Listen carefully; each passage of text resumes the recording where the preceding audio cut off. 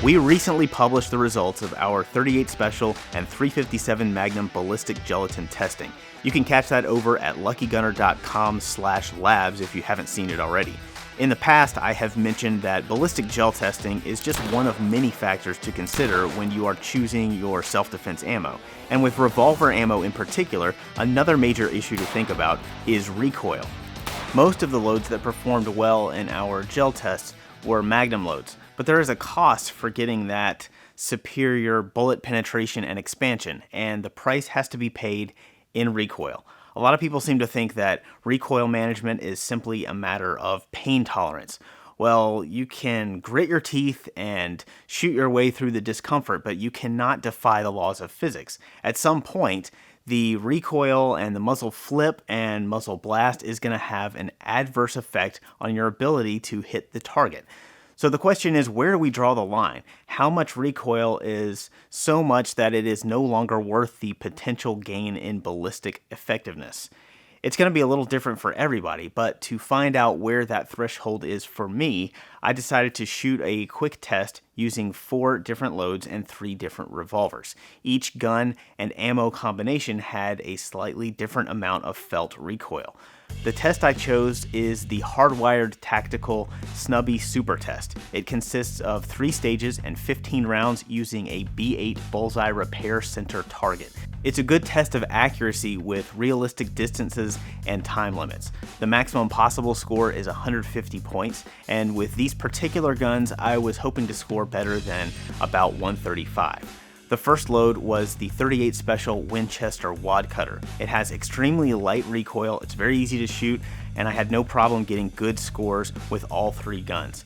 And I should point out here, it's really not fair to shoot a snubby test with a full-size revolver, but I ran it with a GP100 just this once for the sake of comparison. Moving on to the 38 Plus P Golden Saber, there was a little more recoil, but not much change in the scores.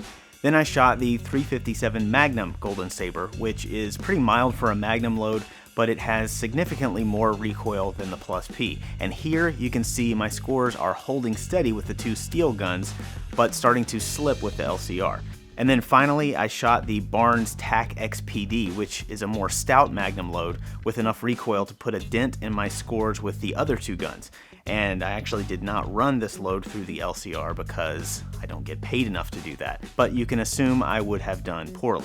None of these scores were actually all that bad for this particular drill, but based on this test, I would probably stick to Plus P ammo in the LCR, but might consider using lighter Magnums in the steel guns.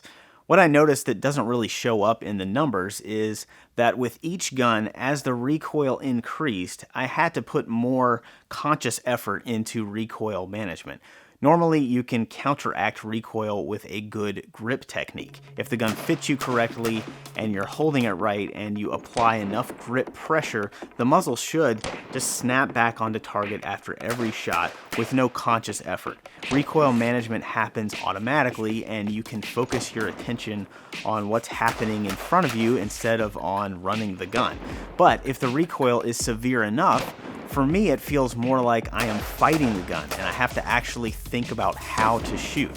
Where did my front sight go? Why is the gun shifting around in my hand? And that's under ideal conditions on a nice day, on a flat range with eye and ear protection. Loading up that revolver with hypervelocity He-Man ammo might give me a slight edge in a fight, but I think there is a much greater advantage to using lower recoil ammo that allows me to have better control over the gun.